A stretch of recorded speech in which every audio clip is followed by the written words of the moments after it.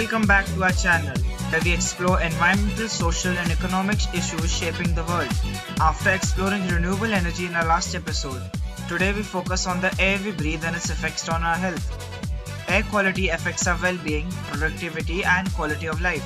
From urban smog to dust in rural areas, particles in the air can have long-term effects on the respiratory system and overall health.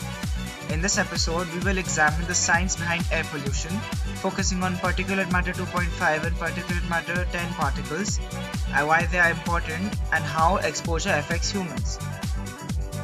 Air pollution is a mixture of gases, chemicals, and particles in the air.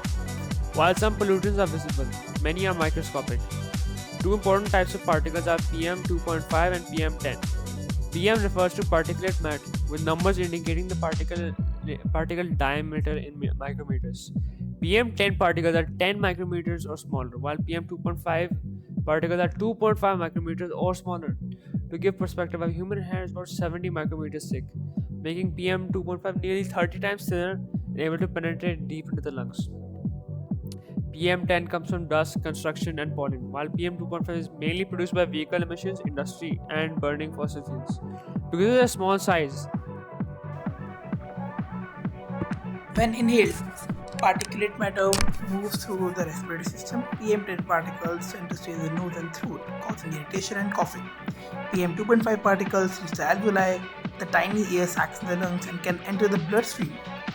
Long-term exposure to P2.5 is linked to asthma, chronic bronchitis, cardiovascular diseases, and reduced lung function.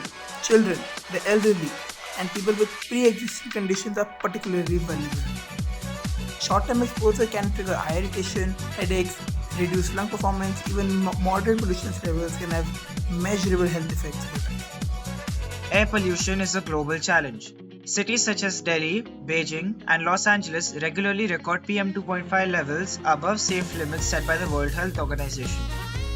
Air pollution contributes to millions of deaths each year and affects economic productivity.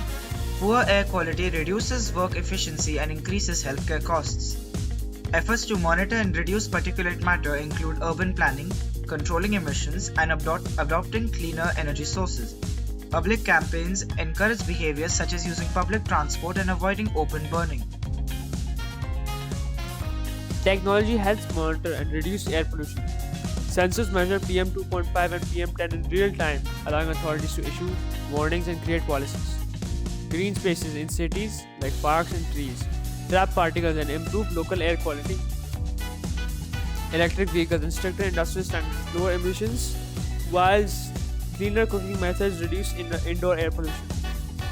Individuals can reduce exposure by wearing masks during high pollution days, using air purifiers, and avoiding outdoor exercise when pollution is high. In Beijing, measures such as vehicle restrictions and factory emissions have reduced PM 2.5 levels over the past decade, improving public health. In Delhi, campaigns promoting cleaner fuels and reducing stubble burning have lowered PM10 levels in some areas. These examples show that air pollution can be managed through policy, technology, and community action. Air quality is linked to multiple Sustainable Development Goals. SG3 focuses on good health and well-being, which improves when PM 2.5 and PM 10 levels decrease. SG11 promotes sustainable cities and communities through urban planning that reduces pollution.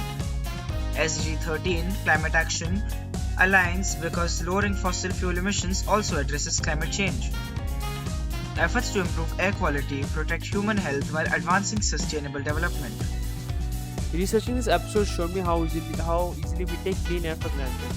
Even invisible particles can have significant effects on health. Understanding PM 2.5 and PM 10 demonstrates why governments and individuals must act to reduce exposure, protecting air quality and safeguarding millions of lives. As for me, this episode reminded me that small choices such as reducing emissions and supporting cleaner energy can have a major impact on public health. Air quality affects everyone every day. The air we breathe shapes our health, our communities, and our future. Clean air is essential for human well-being. Thank you all for joining us. If you learned something new, share this video and help clear the awareness about air quality and respiratory health. Let us keep the air clean, one breath at a time.